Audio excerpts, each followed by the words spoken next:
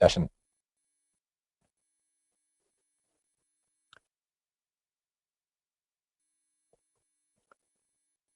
So just looking at a quick agenda of what we're going to be covering off today.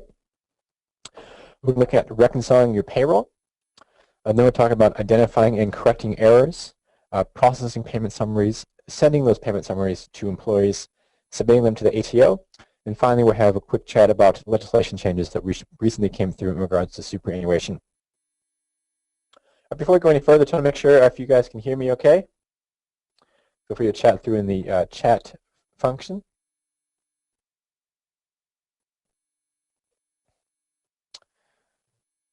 All right, great. Okay, so let's go ahead and step into reconciling your payroll. All right, so when you reconcile your payroll for end of year, there's a few things that you want to consider before moving forward. First, you want to make sure you've posted all of your pay runs for the year, as naturally otherwise your payroll won't reconcile. Next, you want to look at if all payroll bills have been created and approved. I'll walk through that process momentarily. Have you made all of your wage payments? Have all pay items been allocated to the correct accounts? Is it in the correct wages and salary account or commissions, etc.? And then you want to ensure that total earnings, tax, and super reconcile. Okay, so let's have a quick look here about posting pay runs and creating payroll bills. So I'm just going to go ahead and go into Xero. I already have a demo company open. We go to payroll and pay runs. Okay, and here's my most recent pay run. So once you've posted a pay run in Xero, you see a status at the top will say posted. Now I want to make it very clear here that posting a pay run does not push the data to the general ledger. In order for something to hit the general ledger, what you need to do is under pay run options, create a draft bill. Creating this draft bill for the pay run, then of course create a draft bill under accounts. And purchases, which I'm going to right-click on this tab here and open link in a new tab. I have multiple tabs open, making it a bit easier for me to access this data. If I go to draft, I can see the pay run bill that I have raised with all of the information. So this total here are the wages or earnings I need to pay. The tax and super liabilities will then sit in the appropriate accounts on the balance sheet. Once I approve this bill, it will then carry across to the general ledger. Okay. Another thing I want to make very clear, all pay runs are based on payment date. So I know we are into July now. It's not very likely you'll be running still some pay runs from June. But if you still run a pay run for June for some reason, you see here if the payment date is after July 1, or it's July 1 or later, it counts towards the 2013-2014 financial year. It will not be reflected on the 2013 payment summaries. So do ensure that if you have to run any final pay runs for the 2013 year, that they were on June, the payment date was June 30th or earlier.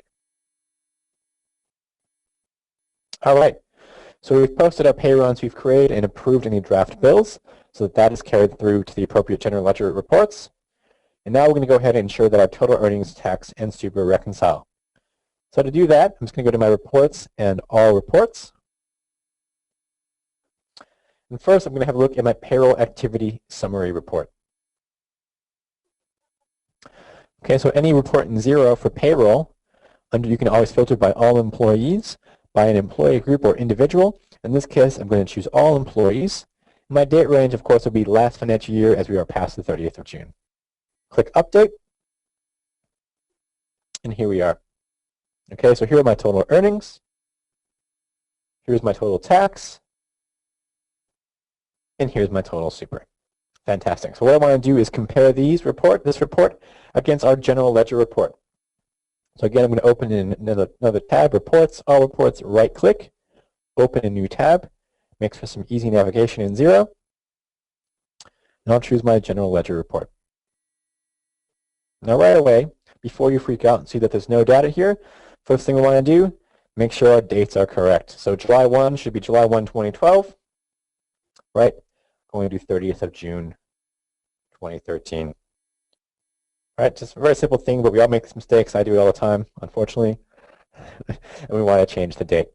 And in this case, I have multiple wages accounts. And so you can choose to sort any report by account name, or choose account code. So for the account code, for example, you have a wages and payments 477, and then maybe you have commission that's 476.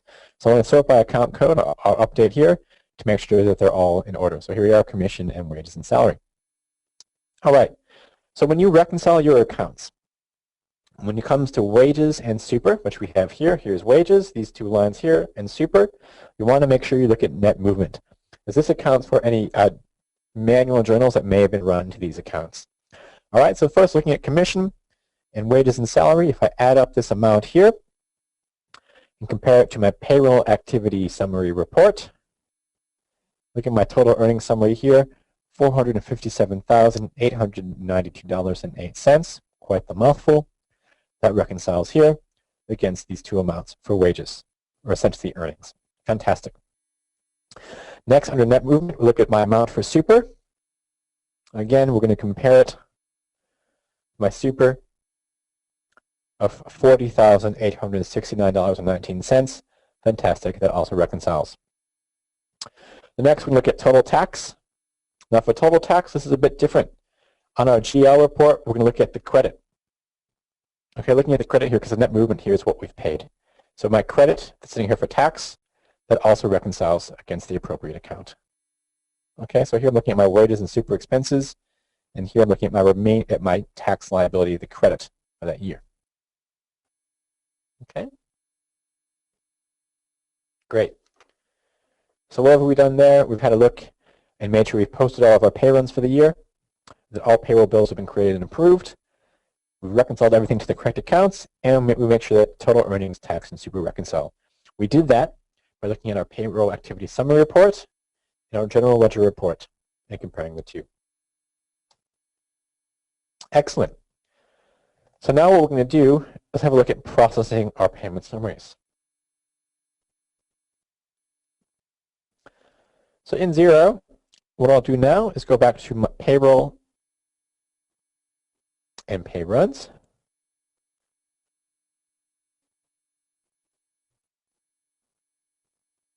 Okay, Pat, I see you have a question about salary sacrifice. We'll get to that in this next section here.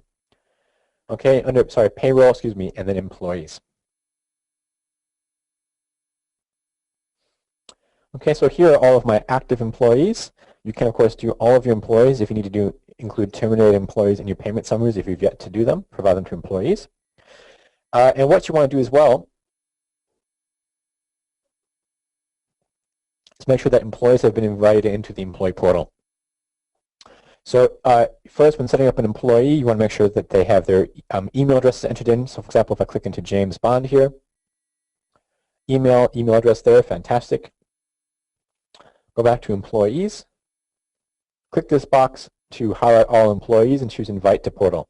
All employees will then receive an email inviting them to their own instance of the Xero employee portal where they can see their own pay slips, print them out, print and request payment summaries, request leave, and fill in timesheets. So we'll show you that a bit later.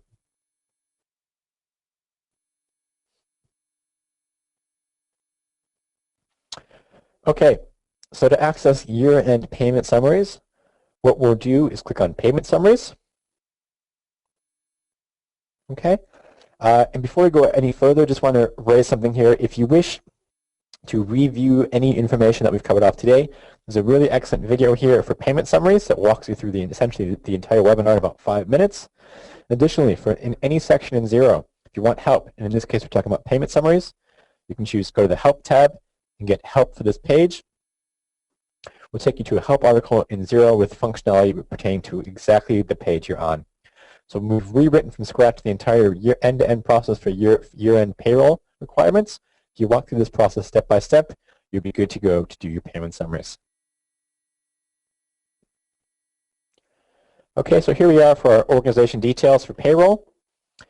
All of these organization details have been taken from the Settings tab. So under Settings and General Settings, and if you choose Organizations, you find all of this information. So if anything needs to be updated here, such as the ABN, postal address, or legal trade name, that is where you can do it. Enter in the signatory name, so that the signature name that should appear at the bottom of the payment summaries, as well as a telephone number and fax if you're using faxes still. Next, I'll hit Confirm and Continue.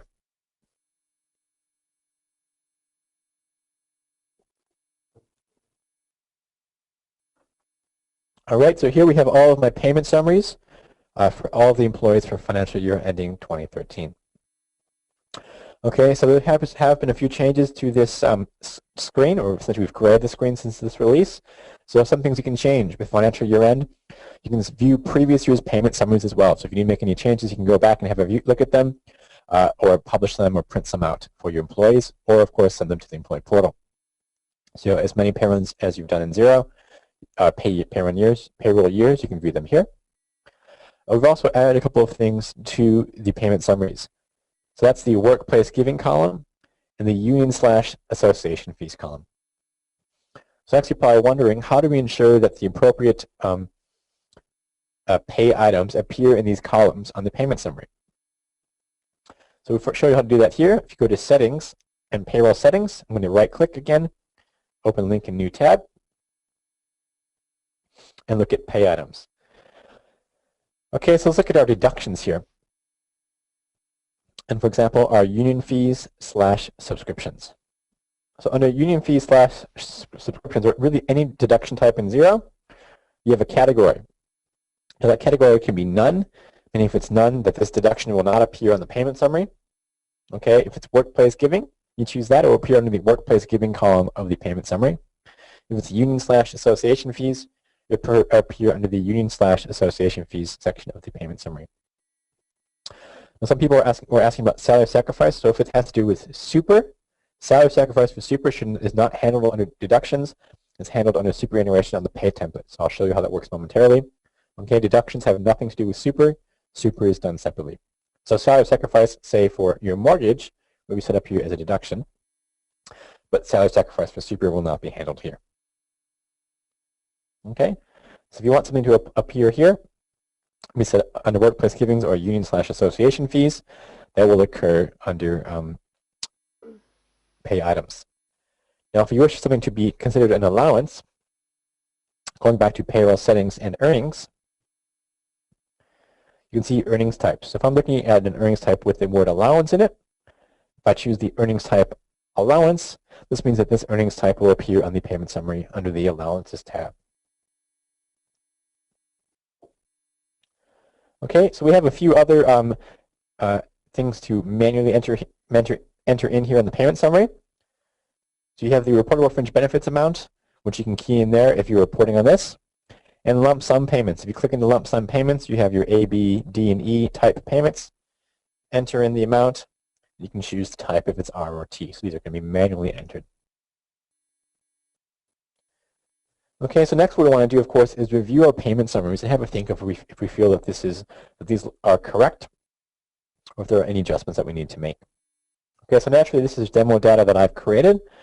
So I'm going to not do anything too complex, but I do know that one of my employees, James Bond, has done some additional pre-tax superannuation contributions that should be appearing under the RESC tab. So I know here that this is not appearing. I need to investigate this further. Okay, I also know that no one in my company actually has an allowance. I see that $225 of an allowance for Sally Martin is appearing here, so I also need to investigate that. Okay, so the two things we'll be investigating here is the RESC contribution, so that's additional super, or in this case pre-tax super for James Bond. Where has this gone? Maybe we've done this incorrectly. And the $225 allowance that is appearing for Sally Martin. So in order to investigate that, of course, we'll go back to payroll reports, which I have on the other tab here. Okay, we'll choose our transaction listing details report.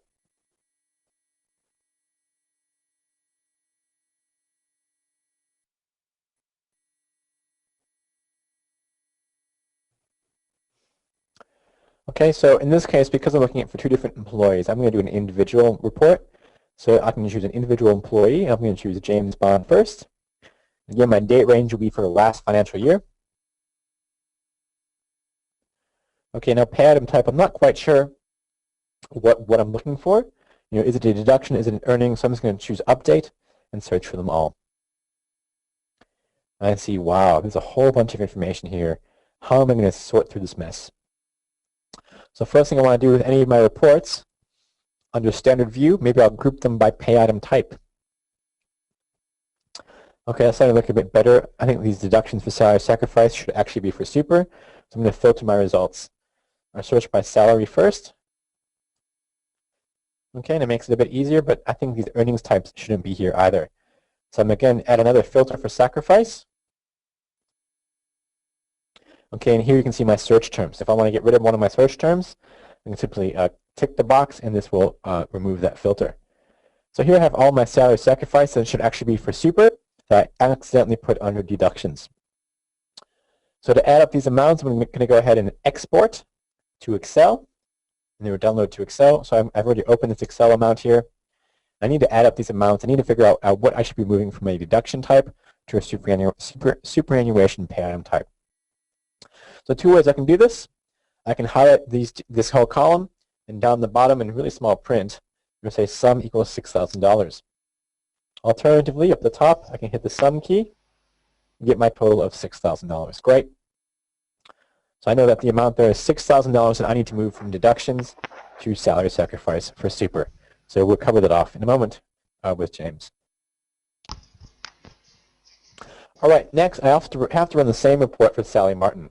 So first I'm going to remove my search filter terms, okay, and change my employee to Sally Martin, and click Update.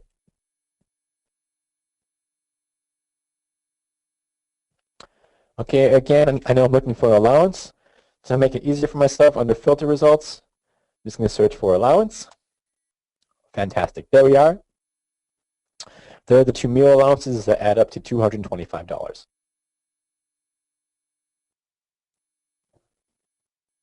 So I need to investigate a bit further as to why this $225 is showing up as a meal allowance. So to do that, I want to actually go back to payroll settings, okay, and earnings types.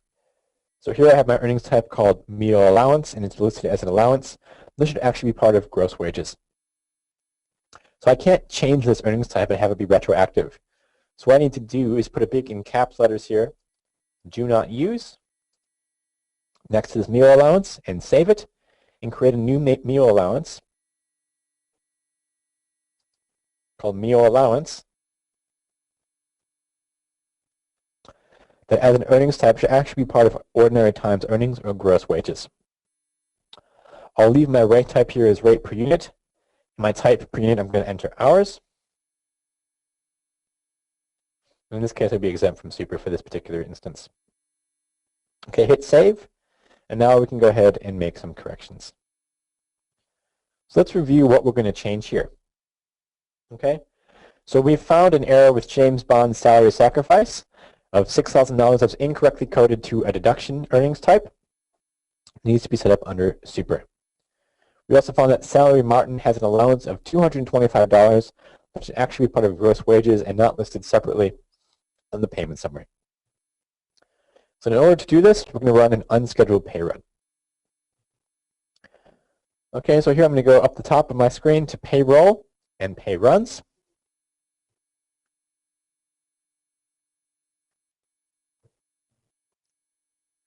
I'm going to add a new pay run. So I'm going to add a pay run, and for my pay period, I'm going to choose unscheduled pay run. Okay, and for payroll calendar, I know that both of these employees are on a monthly payroll calendar. I'll choose monthly. And then, of course, we choose our pay period. So as I mentioned earlier, all pay runs are reporting is based on payment date, and we're still talking about the 2013 financial year. So I should probably choose, actually I should definitely choose my June 2013 pay run, and then ensure that my payment date is from June 30th or prior. So hit next. Here's my payment date. It's June 14th. Fantastic. If it was July 1, I would come here and change the payment date to say 30th of June to ensure that it is flowing through and affecting the payment summary.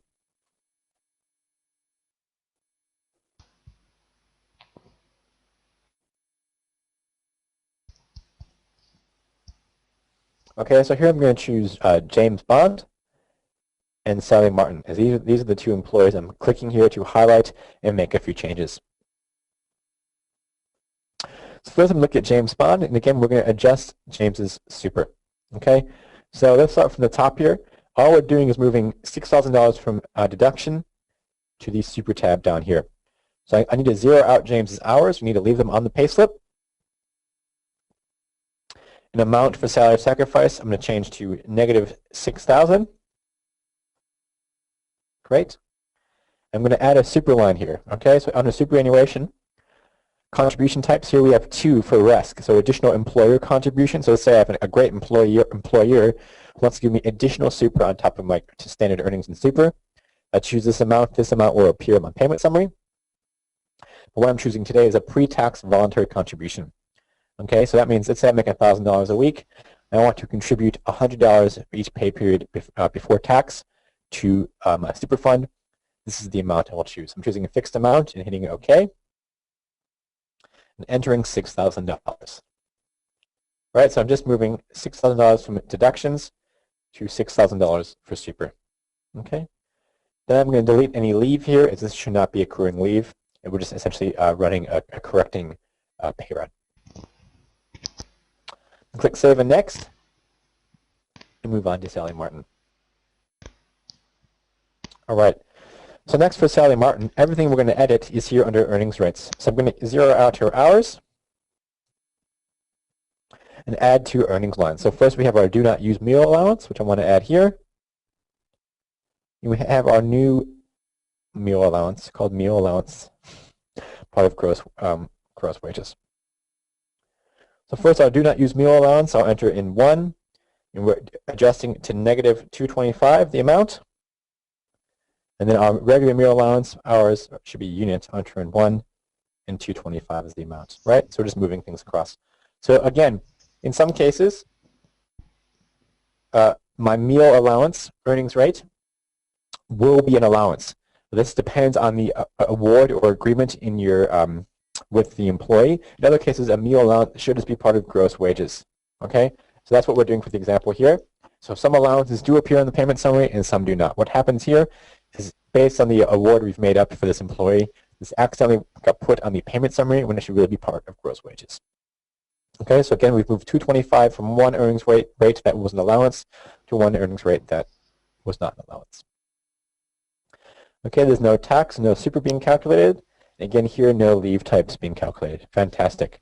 We'll hit save. Okay. I'll close the pay run. Add a quick payslip message. We'll just say end of financial year payment summary adjustments. Don't hesitate to contact me if you have any questions. Okay. Now when I post this pay run, it's going to affect the payroll report, which is all we want, and the payment summary. It's not affecting the general ledger. And again, it's all based on payment date, so ensure that the payment date is June 30th or earlier. In addition, this will push the payslip to the employee portal. So this is why we've entered this information, so they know why this correction has been made. They can contact you if they have any questions. So I'm posting my pay run here. My status has changed to posted. I'm going to go back to my payment summary and refresh my screen. Great, here we are. The $6,000 of RESC contribution for James Bond has appeared here, and the $225 of Sally Martin is now part of her gross wages. Fantastic, we have been successful. Excellent. Okay, so cool, we've done that. Now we want to look at publishing our payment summaries. Okay, so just if you want to preview a payment summary, I'm just going to highlight James Bond here and choose preview to show you what that looks like. Okay, standard payment summary is required by the ATO.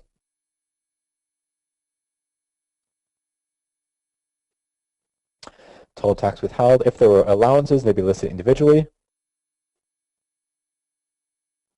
Okay, and the signatory at the bottom. I'm going to click all of my payment summaries here. Okay, I'm going to choose Publish now. So if I think everything's good to go, choose Publish.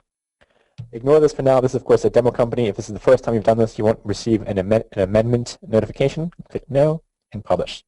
So publishing payment summaries pushes them through to the employee portal. Employees can now view their payment summaries and print them at will. And here's a quick audit trail. So you say, okay, who published the payment summary and when at what time? Fantastic. Next, we need to send them to the employee.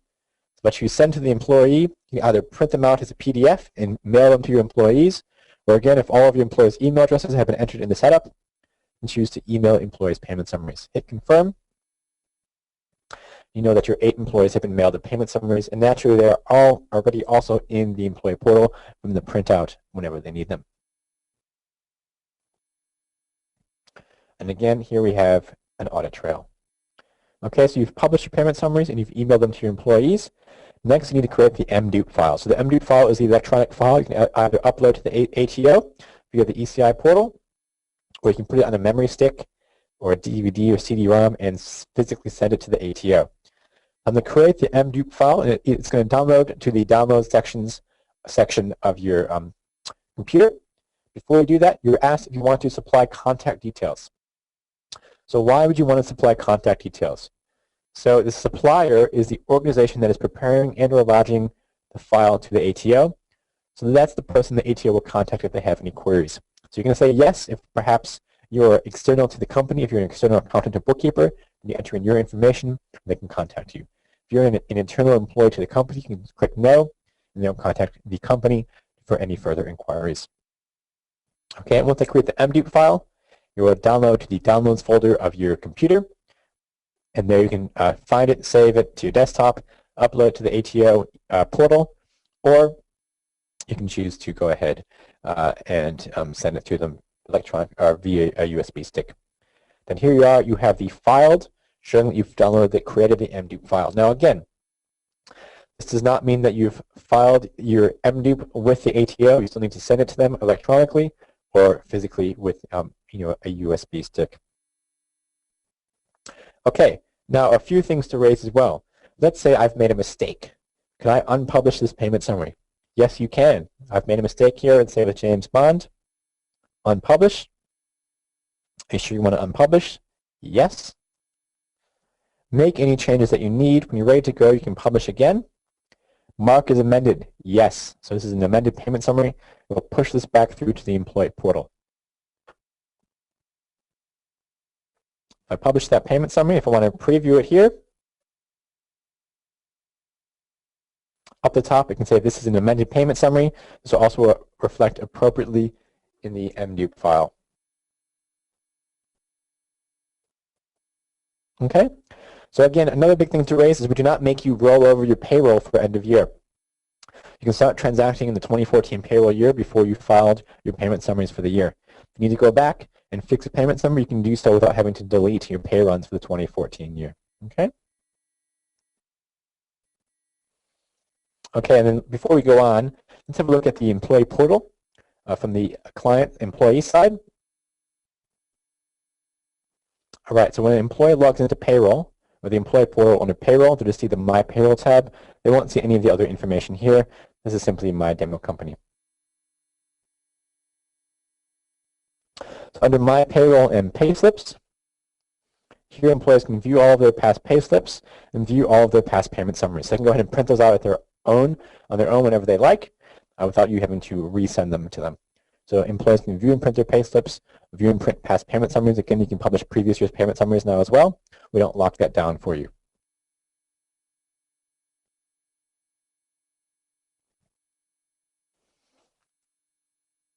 Okay, so before I jump to questions for this section, let's have a quick review of payment summary tips.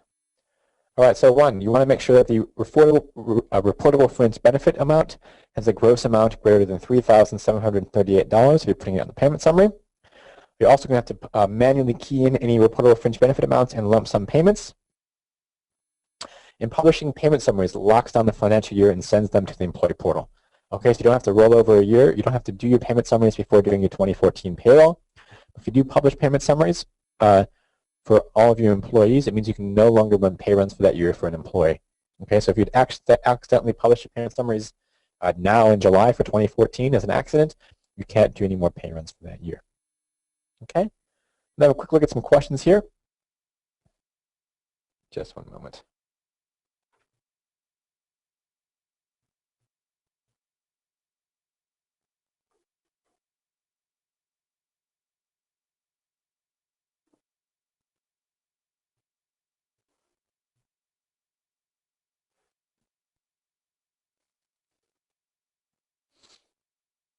Okay, we got a question here. Doesn't the payment summary need date of birth on it? The payment summary that we've created is compliant with the ATO. I personally don't have that information if date of birth is on there. I don't think it's the case, but happy if you want to send through some information to payroll customer care. But the payment summaries we are providing are compliant with ATO. We have a question as well from Teresa around meal allowances and other allowances should be part of the payment summary. This is true based on the requirement or the award or agreement. In this instance, this was incorrect. In the instance that we're providing for you today, this was incorrectly set up as an allowance and is not supposed to appear separately on the payment summary outside of gross wages. Oops. All right, before I get to other questions, we're going to do a quick walkthrough of the recent Super Auto update that we released. So as you know, as of July 1, the required super rate is 9.25% and was previously 9%. So what we have done is create a new calculation type called statutory rate, which I will now from here on refer to as stat rate to avoid any awkward jumbling of my words. And so what happens here is if you set up the calculation type as stat rate for an employee, as legislation changes, so right now it's 9.25%, I think next year it'll be 9.5 or 9.75% for super, we'll automatically change the required legislated rate for you. So if you already have employees set up in Xero, we've already done this change for you. So as an example here with James LeBron, under his pay template, look at super, it's already called stat rate. Under the super fund, if it had been set up previously as 9%, we changed it to stat rate for you. That means based on payment date, the percentage will be correct. So on your pay template for an employee, the percentage will read stat rate. If you go look at the pay run, in this case it was after July 1 payment date for James LeBron, the pay slip will actually read the percentage of this case 9.25%. So that means you can set it and forget it. There's nothing else you need to do. As legislation changes for super, we will change the calculation for you. This also brings up, of course, that we already released tax tables prior to 30th of June, and you don't have to roll over the year to use them. So if you realize you needed to do a pay run for the previous year, if the payment date is for 30th of June or earlier, we have last year's tax tables. If they're July 1 or later, they're for this year's tax tables. So again, the benefit of Xero, we do the release for you without you having to do any of the work. All right. So before we wrap it up and get to some of your questions, some key takeaways from today's session. You do want to make sure you reconcile your payroll to your general ledger report prior to running payment summaries, right? So make sure you've reconciled your tax, earnings, and super between your general ledger report and your payroll activity summary report. Next, you want to view your payment summary data to ensure that pay items are allocated correctly. If not, maybe you need to run an unscheduled pay run for any adjustments. As we did before, but anything having to do with super should be under the super section of the payslip, not under deductions, as an example. Once you've made all the corrections, go ahead and proceed to publish payment summaries, send them out to your employees, create the MDUP file, and send it to the ATO. Once you're done, pat yourself on the back and go to the pub. Fantastic, how you've done early. Now, of course, please note you do need to provide payment summaries by July 14th, so that window is fast approaching. I do suggest you have a look today. All right, so coming up, future releases in Xero Payroll. The TFN declaration will allow you to automatically lodge it via SBR from within Xero. So when a new employee starts, set up their information in Xero, you'll be able to send the tax deck form directly to the ATO. We'll also have the ability to print multiple pay slips at once from the employee portal. So employees will be able to print multiple pay slips at one go. And again, one more quick review. If you have some questions after today's session, I recommend if you go to the Employees tab, okay, and click on Payment Summaries. There's a great video here that will walk you through everything we've done today in about 5 minutes time. Really good resource. Again, in the Help tab, get help for this page. It's a very comprehensive article from start to finish on how to walk through the end of year process in Xero. All right, so I'm going to take some time for some questions now.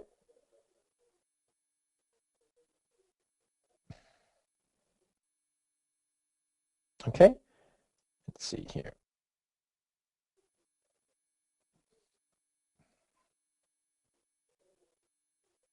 You have a question to car and telephone allowance. Is it correct that they are under allowance? So I'm not allowed to advise you on this, Aina. I recommend you speak to your accountant or bookkeeper on this legislation. This is something you really need to speak to your person who helps you with your end of year finances. It's not something I'm legally allowed to advise you on, as I am not a accountant or bookkeeper. Okay, we have a question from Maxine. Does Xero create the paperwork that you send with the file if you mail it to the ATO on disk? So we don't create the paperwork, aka the magnetic media file. However, if you go to the help page, right, for end of financial year requirements, keep walking through the article. Yep, and here you go, produce end of year payment summary. So I'll walk you through the next article. Send an annual report to the ATO. Okay. Here's the process, and here's the link to produce your magnetic media file in Xero. Assuming the ATO hasn't just changed their website. Okay, click through that, and we'll walk you through to where you can, here we go, get that information.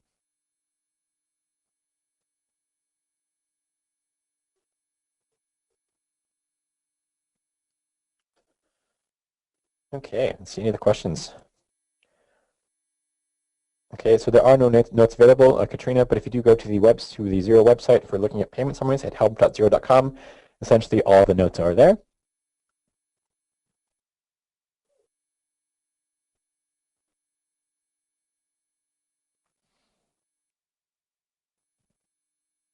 Great. Teresa, you had a question about lump sum payments?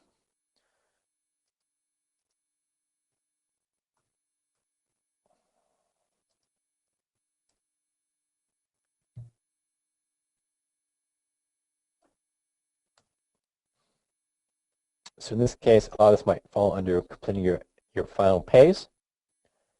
I'm just going to click highlight this link and send it through to you guys.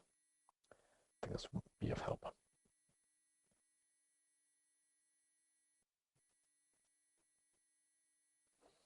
Okay, so if you do have any questions, I do recommend, of course, looking at the help site and viewing the video.